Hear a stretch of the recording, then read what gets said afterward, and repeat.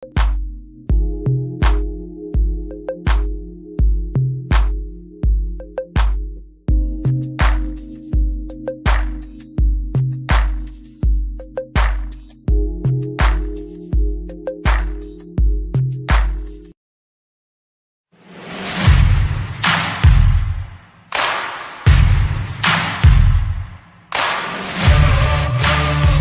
Unscripted, the questions you have with the truths you need to hear.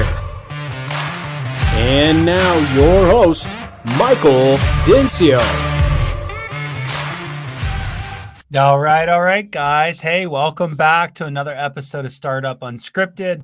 As you guys know, my name is Michael Dincio, founder of Next Level Consultants. And today we got a great topic because it's one of those sleeper topics and things that you need to have dialed before you open. And yet there's so much mystery behind it because I think the industry just makes it that way. And so we're talking all things card processing, merchant services. And I always get those proposals sent over. And I got to be honest, I'm an ex-banker. I don't know how the hell to read them. So today we have an expert, and I'm super excited about having him on the program, the owner and manager of Dental Card Services, Alex. Welcome to the show, my friend. How you doing? I'm doing great, Michael. Really appreciate the opportunity to be with you. And look, let's face it, startups are awesome, right? Small independent businesses are the backbone of this great country we live in. And I'm thrilled to have a chance to talk with you and your audience. Over the last decade, I've seen some just amazing things transpire in dentistry more broadly, but in merchant services. And my only wish is that I had an opportunity to chat with folks early on and, hopefully share a little perspective so they can make the right decisions for them and their business. And this is that platform, Alex. Here you go, man. So give us, this is it. Who knows where we're going to go with this? It is totally unscripted. I do want to cover mostly merchant services, but Alex, if you feel like taking this a different direction, we can let you do that. But give me a little bit about dental card services. And I always say we lose people after about 5 minutes. So don't put us all to sleep on a big sales pitch. But I do want you to explain your company and how your mission, your vision, why you got into it. Just give us the elevator pitch, so to speak, on you guys and how you help doctors do what they do. No, absolutely. Look, it was an accident like everything in life that seems to go well, right? It was never what you intended or planned to do. I was actually, early 2000, maybe 5, 6, 7, 8, probably about 8, was looking to buy a business in a service business that served the underbanked, right? Those are people who don't have a bank account or can't get one in the United States. And the financial systems out there were designed to really just hammer these poor folks who, not poor, economically poor, but these folks who weren't banked, and when they go to cash their paycheck, they get hammered with fees. Well, we were trying to buy a business that provided a service to help those individuals and those employers.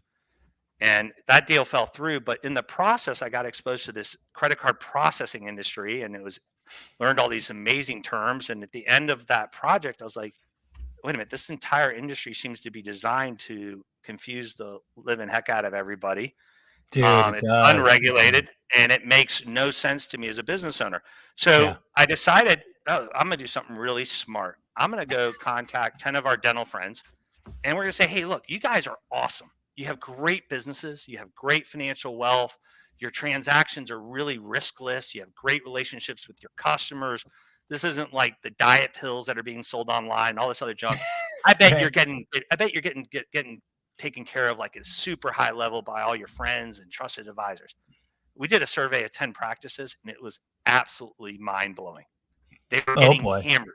They were paying more in fees than businesses with higher risk, lower credit. None of it made sense. You could not have thought this would be possible. Okay. And it drove us nuts. And we're like, oh my God, this shouldn't happen. And then we were like, well, why is this happening? So we said, you know what? Forget this other idea we're going to do. Let's start a business that serves dentists.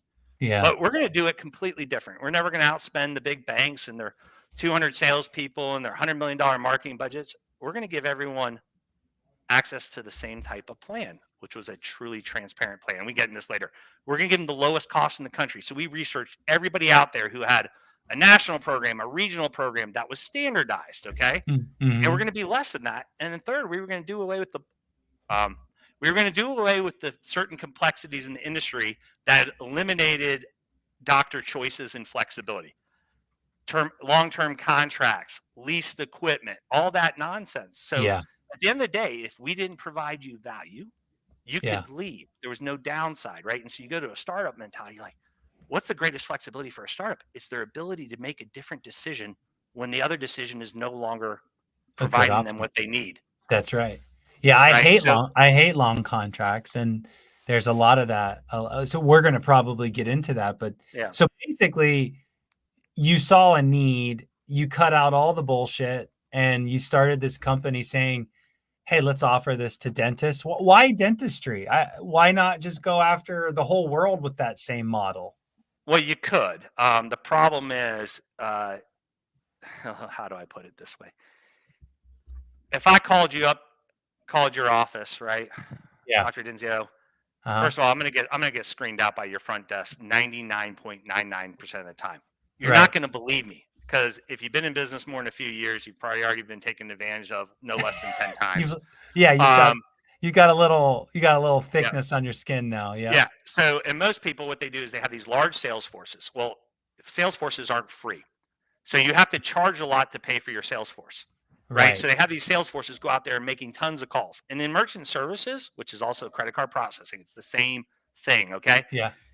An average merchant services firm has to make 100 phone calls to get one client. Dental card services never makes a cold call. Because we refer you. Well, yeah, no, but literally since inception, well, not since like the first year, yes, I called on some people, okay? But literally for our life, 99% of everybody calls us. Because of customer referrals. Because someone had an experience. They're not paid to do this. They had an experience and they shared with their peers, either on a forum or through another trusted advisor, right? So we convert where they might have to do 100 phone calls to get 1.5 customers. We get on average right now, this year, I looked the other day, it's like 60 customers per 100 phone calls. And you go, how is that possible? Well, it's possible back to what I just said. We've been doing it for over a decade. Everyone qualifies for the same transparent pricing. Our pricing is in our brochure. None of this BS. Hey, show me how bad you're getting taken care of. I'm going to charge you a little bit less. I know. I'm going to pocket the rest. And you're going to switch. Alex, hold on that, because I want to get into that. Like, let's do it. I so want to get into that. But so I love the vision. I love just the unscripted style you got going on. Folks, audience, you're on my side right now. Let's get as much as we can out of Alex as possible, because he's just going to give us all the goods right now. So I'm saying that as a joke, but seriously, like, there's no transparency is the key, and it's why I do refer you guys. So let's just, before we get into any of that kind of stuff, I do want to go there. Let's just hit what is merchant services, just in general. You call it credit card processing. Merchant services, is there a deeper way of saying, hey, just processing money through credit cards? Or no, there's a much deeper way, and we can get into flow charts of who holds risk, where's the risk allocated. But there's a couple of fundamental principles, right? When you sign a merchant account, you're basically, as a business owner, you're signing up for the privilege of having people come into your business and pay via credit card. And it is a privilege, because when they pay by that credit card, that money, as long as you're set up correctly, most likely will be in your bank account. Cash will be in your bank account the following day. Now, people go, well, who cares? Well, that's not that big a deal. Well, it's kind of a big deal, because let me give you an example. Let's say I ran a travel company and I sold 4,000 reservations on a cruise, 4,000 person cruise, and I took all your money today. Are you a big cruise guy, by the way? You do? No, I've never been on one. Right? I'm just using it as an example because people like cruising. All right, sorry, distracted. Right? So, all right, so you're a travel agent. You're collecting money for all these. I'm the business owner, and I just sold 4,000 reservations on my thing. Okay. I just pocketed $1,000 per the 400, deposited it in the business owner's account. That business goes bankrupt the next day. Nobody went Yeah. on their cruise. Every Yeah. single one of us is a consumer, and it's our favorite thing as a consumer, right? Man, I just got screwed. Yeah, right. I called my bank. I need to do a chargeback. Yeah. The bank goes, what happened? I paid for a service I didn't get. Yeah. They go, we got you. They click a button. They click 2 buttons. Your money is back in your account tomorrow. However, the business is gone. Right. So someone now has to pay for that business because the business took the money and went out, right? So in dentistry, none of that happens, but that's what drives a lot of the nuance. So long story short, merchant services is the ability for you to take payment via credit card from your consumer. Yes. And it's the process that governs how you do it, when you get the money, and what type of fees you pay, which we can get into later because it depends on what kind of plan you're on. That's But really that's all cool. it does. That's really cool the way you described that, because you're right. Unless you step back as an employer or a consumer, I don't think people do realize that that's a service. I mean, it's 2023. Like, we're all so accustomed to just, like, using your watch to pay for coffee, and Yeah. like, it's just such the way it is. But it is a service, and it does cost money for that service. And there are guarantees. Everybody talks about, we'll use your credit card so that there's no risk that someone's going to screw you. And that's built into the system, is what you're saying. That's pretty cool. Oh, it is. And there's different risks, right? And that's why my passion, we talked about dentistry. Dentists shouldn't, it's very riskless, not risk-free, but it has less risk, right? Yeah. Usually you're paying for the procedure Mhm. not 9 months in advance, right? It's after it was performed, and there are shenanigans that take place, but Of it's course, usually yeah. not on the owner side. It's on a patient claiming, I didn't get the dentistry I wanted. And it's like, are Yeah. you kidding me? You were in the Yeah. chair.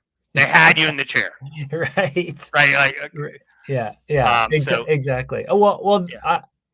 I've never really had anybody break that down so eloquently. And that actually leads us really nicely into the next piece of this, because there is risk. There is risk in how people process, I mean, using the watch, hand keying the numbers in, Yeah. using the credit card. I think when I tell people, hey guys, there's a lot to look at here when you're looking at merchant services. And I feel, no, I don't feel like, I am telling you, there's some predatory shit out there where merchant service companies, there's a lot of smoke and mirrors, and they make it very complex to understand. And but the truth is there's lots of different ways to charge you as the business owner for the different types of processing. And Alex, I want to kind of defunct that or decode that, because it's just, we could talk about cloud, we could talk about all kinds of things, because cloud software is really taking off. But let's just go with the real basic stuff here of the different types of ways, because I think. No, let's go through that. And let me just hit one very overarching comment, because it'll flow through as we dig deeper. Love it. Merchant processing is one of the few industries where you never get a bill. Right, that's true. It's not a bill. Yeah, it's a statement, and they've already taken your money out. Right. So what happens?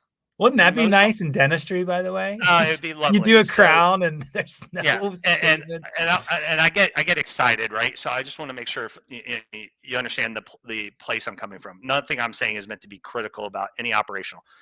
However, what often happens is when an office engages in something new, right, the first time that statement or bill hits the team's desk, the team goes, I don't recognize this on the bank statement, or I don't recognize this on the credit card statement. And they go to the owner or the chief principal party and they say, what is this XYZ company $74? And the business owner says, oh, that's XYZ. Office goes, great. They put a big giant check mark next to that. The next month, that number may be different on what you were billed, but it's the same company. And they go, great, check. I know where to put that. Why is it $82? Yeah. Oh, that's the merchant. Yep. Yeah, Okay. that's the merchant services, right? It's because it's not like the statement says, hey, this is what your XYZ has done over time, and you're now paying 30% more per transaction. But don't worry about that. That doesn't go on your statement, right? So that's my first point. Now, let's just put that to the side. Okay. Merchant services, fundamentally, there's two elements. There's an element of what do things cost, Mm-hmm. which can and cannot have anything to do with what you're being billed as a business owner. They don't correlate in dentistry. They don't correlate 97% of the time, right? Now, when I say the true cost, right? So here's what typically happens. And there's been, if you and I had this chat 10 years ago, we would have had slightly different numbers. Yeah. And it may have been a different mix. So we probably would have been talking about the wonderful world of PIN debit, right? Now it's evolved. Today, there's typically fundamentally 4 types of plans. Okay. 4 types. All right. But there's variations of them, and there's some really nasty stuff going on that I'll highlight. Okay. But let me just, for the listeners, let's just put it in 4. There is surcharge. Okay. Surcharges plan. Have you ever been in one of the big box stores and like, we have merchant processing for 1.39% and 10 cents? I'm going to tell you this. If your total cost was 1.39% and 10 cents, you'd be the happiest business owner I know in the country. All right. It's horse. It's not true. Yeah. What they're saying is we're going to charge every single one of your transactions 1.39% and 10 cents. Oh, by the way, in the footnotes, it says qualified transactions. Uh-huh. And that begs the question, well, if it's not qualified, what is the rate? What is it when it's not qualified? Exactly. And then they'll have some very fancy language that says surcharges or mid-qual or this or that. And when you call up complaining that you thought you were going to be at 1.39% and 10 cents and your office is like, we're at 2.8%, the very astute customer service rep is going to say, Dr. Dinzio, you have to understand those Visa and MasterCard transactions you're taking with those big rewards cards, those cost a lot more. So that's the difference for Visa and MasterCard. Uh-huh. Do you really believe that 100% of that difference is what they're paying to Visa and MasterCard for that transaction? I don't think our client, Absolutely. I don't know. I definitely don't think my clients are even digging in on this level, Alex. No. This over 50% of dentistry has this type of plan today. They're on surcharge pricing. Surcharge I can tell you this. pricing. Okay. Yeah, That's so one of the 4. One of the 4. Surcharge. And I can go, Mike, what are you paying? I'm paying 1.4% and 10 cents. Yeah, that's what they say to me all the time. But no, it's you're not, Mike. Yeah. No, you're not.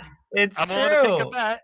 No, you're it's not. true. Right? And actually that kind of plays into some of the cloud BS, Alex, because if you go with, I'm not going to name any names because I don't want to start any fights with anybody, but like go with one of the cloud services, do they sell that type, the number one type that I'm talking about? They have different types, right? Okay. They have different types. And it's not really, to me, it's not really where it's cloud or not cloud. But let's go through the other 3 types, and we'll come back to that if that's okay. So one is surcharge, right? You just hit surcharge. Second is what I call tiered plans. A tiered plan, you would see qualified rate, mid-qualified rate, non-qualified rate. Now, why do they do that? Well, because they get to decide how the transactions go and what buckets they go into. Well, who decides that? Who decides the processor who sets up your plan. Oh, okay. It's their choice. There's no qualified, mid-qualified, non-qualified allocation. It's what they choose. Now, how is it typically done? Well, if you understand how the true costs are, and we'll go to that in a second, what kind of card is used? Yes. Is it a credit card? Is it a debit card? Is it used in person? Okay. Or is it over the phone or basically card not present? Or tap on the. Yeah. So in person, card not present. Basically what it means is the card physically rendered for that transaction, or is it manually entered? Got it. Right? Got it. Now, if it's manually entered, that card may be prompted for what's your street number, what's your CVV, what's your zip code, all those other ways of verifying the security that it's you, right? Which in theory is reducing risk. Then there's rewards, right? Look, we all love our free points, don't we? Oh, I do.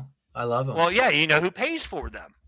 You do, The huh? business owner who took the credit card. Oh, the business owner does. That's Got where it. this funds. That's where interchange how these cards get rated because they fund benefits, I'm right? part of the One of the problem. reasons I didn't realize it. I'm we part of all the are. problem. We all are, and we love it, right? We love it as a consumer, and we hate it as Yes. a business owner. Yeah. There's no two ways about it, Yeah. right? The only Mhm. way we might like it as a business owner, other than the protection when we do something and somebody maybe is unkind to us and we need help, is it's great because you just pay everyone by credit card and then you don't have to issue all the tax forms at the end of the year. So that's tiered plans, okay? And there's some other nuances in there, but let's keep it a high level. The third Sure. is what I call I like to always call it the Vegas plan because I like Vegas, but let's just call it flat rate. Okay. You do kind of strike me as a guy that knows his way around Vegas.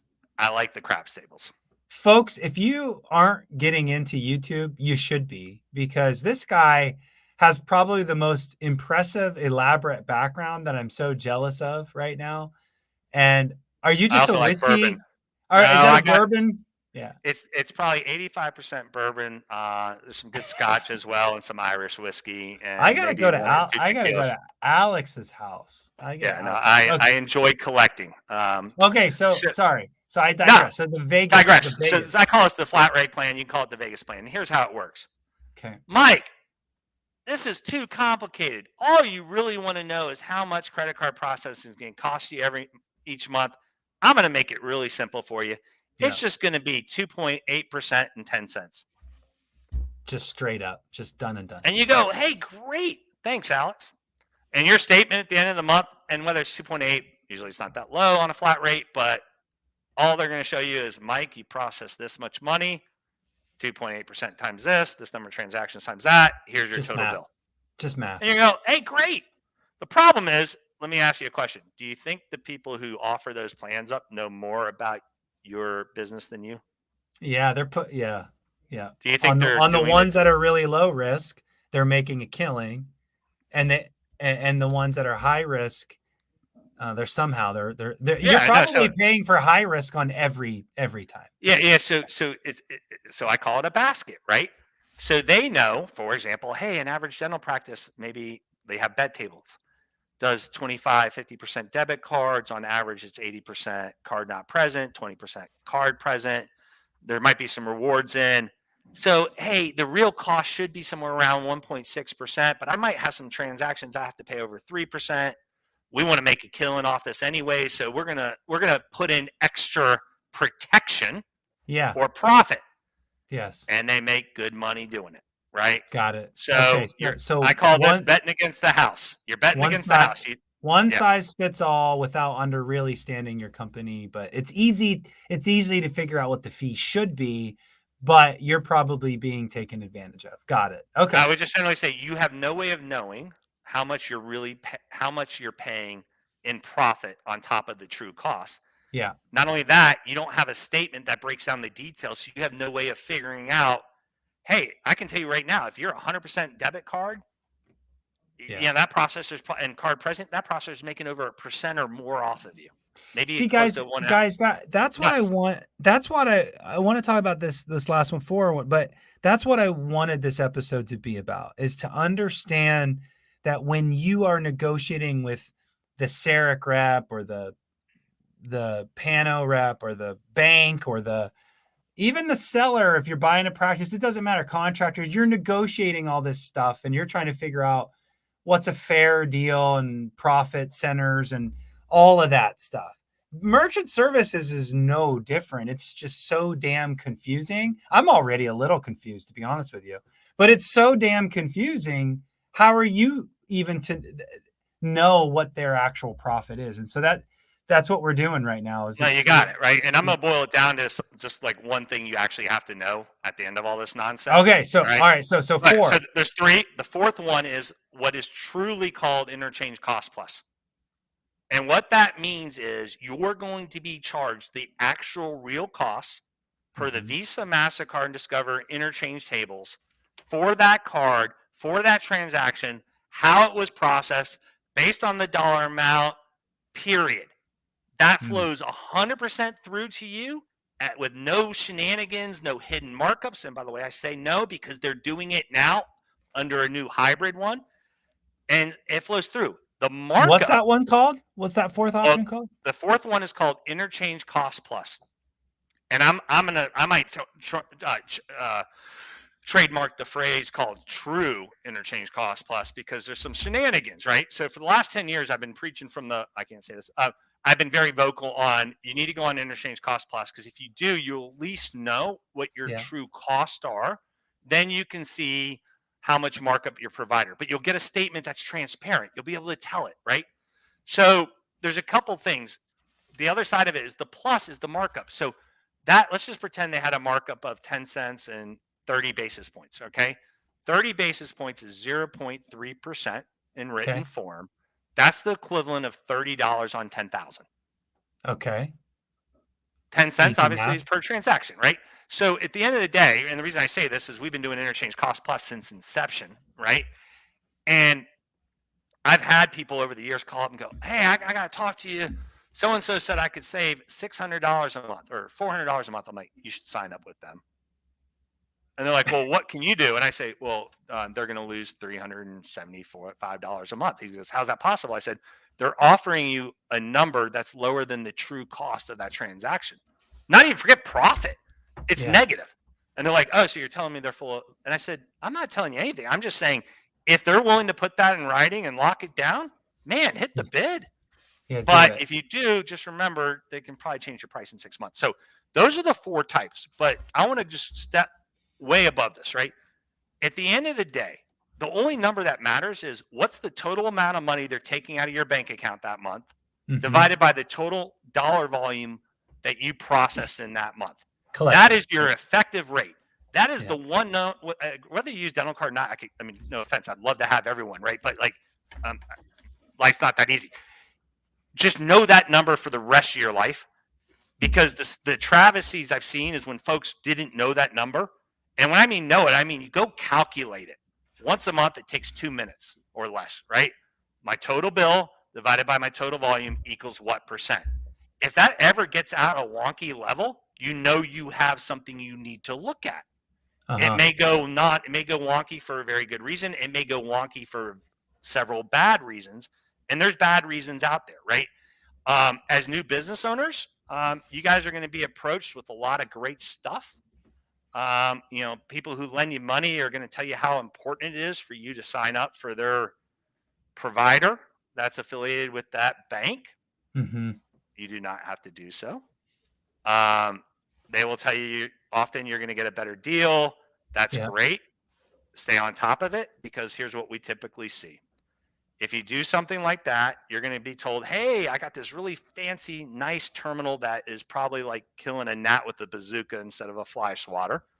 That terminal is probably $800 to $900, but they're going to give it to you for a really cheap price, maybe a rental, memory lease. Maybe they'll subsidize it. Guys, this is the machine that you use to push the credit cards in, and there's some really fancy devices and stuff. Yeah. So I've been seeing a lot of that. Yes. The device. So Mike, have you ever met a consumer anywhere who said, man, I go to that business because they got the nicest machine I've ever paid my bill on? No. Okay. It is nice. It is nice that that they can accept a tap to pay. But other than that, of course. No, you want the flexibility. But where I'm going is, what traditionally happens is the banks have partnered with one merchant services provider. It's kind of like your cloud question, but we'll go to that later. Yeah. The bank rep who is really taking good care of you, your relationship person, they're not a merchant services person. They get a nice pat on the back and a thank you internally for referring someone to their provider. Mm-hmm. Once you're in their ecosystem, you're not typically in your relationship provider's camp. So what do we typically see in startups who go this route? At some point, 6 months, year and a half, 2 years, all of a sudden what they thought they were going to be paying has changed. Mm-hmm. And it's a lot more. So that gets me to my 2 points. First is know what you're paying as a percent in total. I will tell you, as a startup, it's not going to be that meaningful because your volume's not that large. Right. It will become meaningful longer, right? So there can be some wonky analysis initially. Mm-hmm. Second is, if you don't have the ability to fire them without paying a fee to leave, and you're not stuck with an 800-pound paperweight that you cannot reprogram or use at any other processor because it is proprietary to only that bank in your account, then you have maximum freedom. And freedom is your greatest asset as a business owner. Yeah, Because and you that can goes choose that to goes use for business. and that goes for any really contract that you're looking at as a startup, because the truth is half of the stuff you're not sure if any of these are the best decisions, but you're going through the process. If you don't have a consultant like myself or others that are kind of weighing in, that's why some of these Facebook forums and stuff are nice. But like just locking in with anybody for a year or even more, that's not a good idea just in general, because you're making the best decisions you can. But one of the very first things right out of your mouth should be, hey, what's the commitment level? How long am I stuck here? Because if you make a mistake, you just need to be able to get out Or of if they it. lie to you, right? Like a lot of, like, I mean, let's be clear, right? I mean, you just busted your butt in school, right? For a long time to become a clinician. You're now having the opportunity to own a business. You've got and look, I'm a cost guy by heart, right? I don't want anyone to pay more for things that they shouldn't have to pay. I'm all about the independent business owner, right? Mhm. Keep your money, invest your money where you want to do it, whether in your practice, whether personally, whether paying down student debt. Like I'm all for that. But true value creation in dentistry, true long-term wealth is created by increasing your production hour, what you earn per hour, clinically and in hygiene, right? And spending a ton of time having to measure the microns of some of these areas is not a good use of your time. That's why I'm like, keep it simple, right? Do I have the ability to leave if I'm unhappy? And what am I paying on average? As long as you have those two relationships and you know what's going on, you can choose to engage or not engage when it suits you. Now, there are some things to watch out for that 5 years ago probably wasn't that big a deal for some of you new folks, is this concept, and I'm just going to hit this one, Mike, because it's a massive pet peeve of mine. Okay. It's called virtual credit cards. So, Mike, Oh yes. how many of your clients love the discount they take on their fee schedules for the benefit of accepting that insurance provider in their office? Do they raise you up and go, Mike, I'm thrilled with ABC Insurance because I'm only taking a 28% deduction on my my regular fee schedule? Specifically with Delta Dental, they love them. Yeah, I'm not going to use names. All I'm going to say is you are already giving a massive discount. Right. For your, in some cases, massive. Some people have different philosophies. Right. Yeah. You're already just paying whatever. them Taking a drop from your standard. You're taking the fee for their marketing, their great support, all this stuff. That's fine. Yeah. But what you don't understand is years ago, some really smart people went to and said, "Hey, I got an idea. You know what? These insurance companies, they write a lot of checks, don't they? I'm going to convince them to issue, instead of a check, a piece of paper with a virtual credit card number on it." We talked about this today at our other podcast. Literally went live earlier today. Oh, no. This is horrible. They're sending debit cards to process in office. No. So here's what you don't know, right? So there's a bank behind that who issues that virtual. There's always a bank behind something like this, right? So always saying there's always so what you're saying is anytime a banker is involved, be careful. I know. I mean, I'm just making a point. Anytime you have a card, whether it be physical or virtual, someone, and you probably need to gray out my card numbers I just flashed, but somebody needs to issue that. It's an issuing bank. Okay. Right? Yeah. Right. So that gets rated. They put it in with Visa or MasterCard. Well, the true interchange cost on, let's say, one of those cards for one of those virtual credit cards might be 2.89% and 10 cents. So you say, well, why does that matter to a practice? Well, Mike, we just had a discussion that the true cost of what it is and what I pay as a practice aren't necessarily the same thing. So if I was on a true interchange cost plus plan, which less than 10% of the dentists in this country are on, that transaction would cost me 2.89 or 10 cents plus the markup, okay, and the assessment. Yeah. However, if I was on a surcharge plan, if I was on a tiered plan, on surcharge, what's the surcharge? On tiered, is that mid-qual or non-qual? It's card not present. I have seen people paying north of 4, 5, 6% here. I literally had a doctor the other day say, I don't understand. We're on one of these low-cost interchange plans, and my rates are now through the roof. And I looked, I said, doctor, your markup hasn't changed. I'll tell you what's changed. You see this interchange thing? This is why transparency matters. Doctor, I'm willing to bet you lunch that your team has decided to start accepting insurance payments via virtual credit card because it's efficient, because there's forms out there telling you this is how good it is for you. No, it is an absolute gold mine for everyone involved in that space. And often now the carrier replaced the cost center with some kind of profit center. Yeah, right. So right, now I'm taking a 20% hit on my fee schedule. Oh, and by the way, on the 72% I hit, now I'm also taking another 4 to 5% off that. Thank you. So guys, big picture. Essentially, is something as simple as getting your reimbursements from the insurance company through a debit card, because they're now sending debit cards to make payments, and then running that through the processor is just another discount, is ultimately to really water that down. That it's absolutely right. You have to think about the flow of money in your practice and each layer and how many kind of little layers there are. Merchant services is no different. So Alex, to kind of get to the finale of our episode today, what leave us with the last couple maybe red flags or last minute kind of value adds here that are going to help our listeners make better decisions with processing. Yeah, I would say, first of all, know your number. What's your effective rate? Second, make sure that you have the flexibility to leave in writing without any penalties, because that's your greatest freedom. Those two things, you'll eventually find a good home. And when you find a good home, stay. There's a lot of good people out there. Everyone in this industry has the ability to treat you right today. My biggest thing is this. The industry lives this way. Doctor, send me your current statement so I can see how much I can save you. That is BS. That is code for doctor. Let me see how bad you're getting taken care of, and I'll keep the rest. Get the pricing up front, and you can learn everything you want about that person. Right? You can learn, did they recommend the right plan type up front? Did they take away all the BS up front? Did they give me their best effort up front? That means gold, right? So those are my three generic things, right? That's doesn't that make sense? Let's rewind that. Like, I mean, don't provide people information. Don't negotiate against yourself. If they don't have the information that they think they need to offer you something, then make an offer, and we'll shop them to the rest. But absolutely, just providing that information, it's basically going into a poker game and just having your cards just laid on the table for everybody to see. 100%. Yeah. So the last two elements I would say is, one, everyone likes, I'm going to get so-and-so to price match.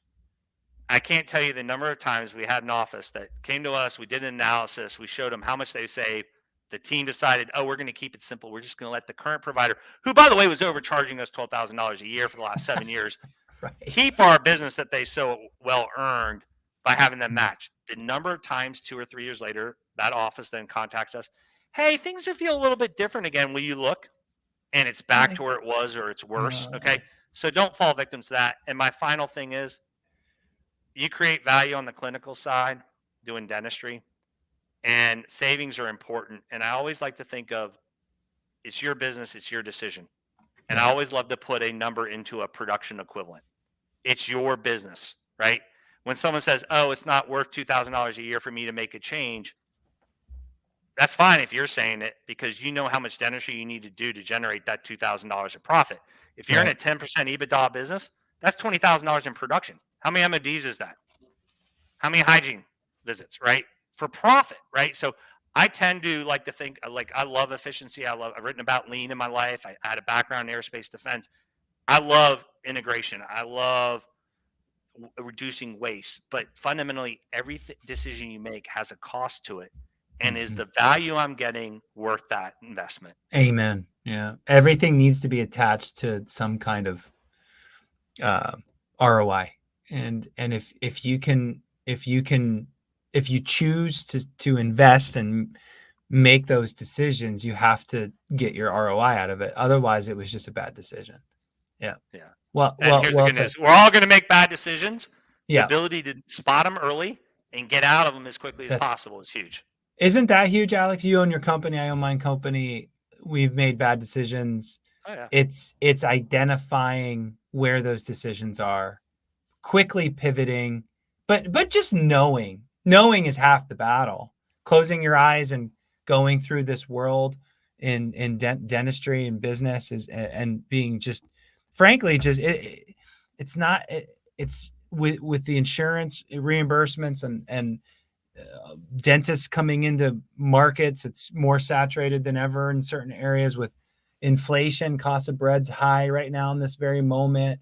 All kinds of pressure, it's hard enough, quote unquote, but just to kind of make cavalier decisions and not understand how to get your ROI out of it. I mean, and not really owning your business is you honestly cannot afford to do that anymore in this day. And I think splitting what you spend time on, right? Merchant services is not a 10-hour exercise. No. I'm going to tell you right now, this is a 5-minute exercise. Contact someone reputable.